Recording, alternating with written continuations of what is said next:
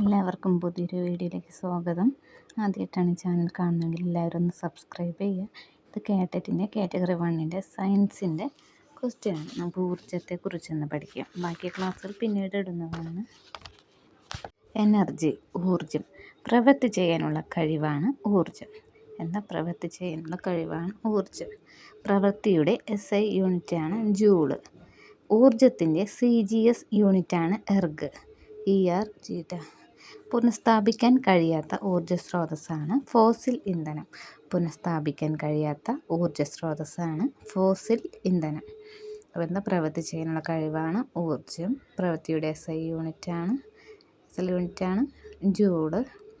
ഊർജത്തിൻ്റെ CGS യൂണിറ്റാണ് erg. പുനഃസ്ഥാപിക്കാൻ കഴിയാത്ത ഊർജ്ജമാണ് ഫോസിൽ ഇന്ധനം.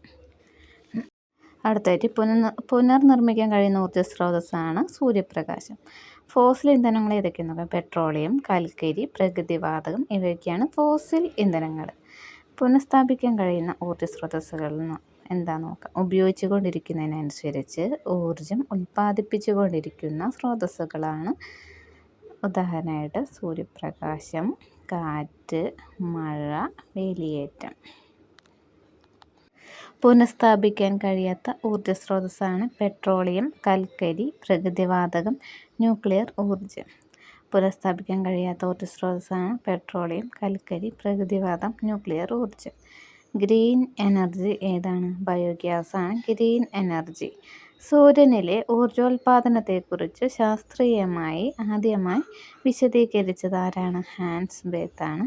സൂര്യനിലെ ഊർജോൽപാദനത്തെക്കുറിച്ച് ശാസ്ത്രീയമായി ആദ്യമായിട്ട് വിശദീകരിച്ചത് ഹാൻസ് ബേത്ത് ആണ്. ഭൂമിയിൽ ഫോസിൽ ഇന്ധനങ്ങളിൽ ഏറ്റവും കൂടുതലുള്ളത് ഏതാണ്? കൽക്കരിയാണ് അല്ലേ. ഭൂമിയിലുള്ള ഫോസിൽ ഇന്ധനങ്ങളിൽ ഏറ്റവും കൂടുതലുള്ളത് കൽക്കരിയാണ്. ഇനി അടുത്തായിട്ട് ഗതികോർജം എന്നാൽ എന്താണെന്ന് നോക്കാം. ചലനം കൊണ്ട് ലഭിക്കുന്ന ഊർജ്ജമാണ് ഗതികോർജം. ഉദാഹരണമായിട്ട് ഒഴുകുന്ന ജലം, ചലിക്കുന്ന വാഹനമൊക്കെ ഗതികോർജത്തിൽ പെടുന്നതാണ്. ഒരു വസ്തുവിൻ്റെ മാസും പ്രവേഗവും കൂടുമ്പോൾ ഗതികോർജവും കൂടുന്നു. ഇനി സ്ഥിതികോർജം എന്താണെന്ന് നോക്കാം. സ്ഥാനം കൊണ്ട് ഒരു വസ്തുവിന് ലഭിക്കുന്ന ഊർജ്ജം. ഉയരം കൂടുന്നതിനനുസരിച്ച് സ്ഥിതികോർജം കൂടുന്നു. ഉദാഹരണം ജലസംഭരണിയിൽ ശേഖരിച്ച ജലം. മുകളിലേക്ക് എറിഞ്ഞ ഒരു വസ്തുവിൻ്റെ ഗതികോർജം കുറയും, സ്ഥിതികോർജം കൂടും. ഡിസംബർ 14 ദേശീയ ഊർജ്ജ സംരക്ഷണ ദിനമാണ്. ഇനി കത്തുമ്പോൾ താപം പുറത്തു വിടുന്ന വസ്തുക്കളാണ് ഇന്ധനങ്ങൾ. പാചകാവശ്യത്തിനുള്ള വിറക്, മണ്ണെണ്ണ എന്നിവയും വാഹനം ഓടിക്കാൻ ആവശ്യമായ പെട്രോൾ, ഡീസൽ എന്നിവയും ഇന്ധനങ്ങളാണ്.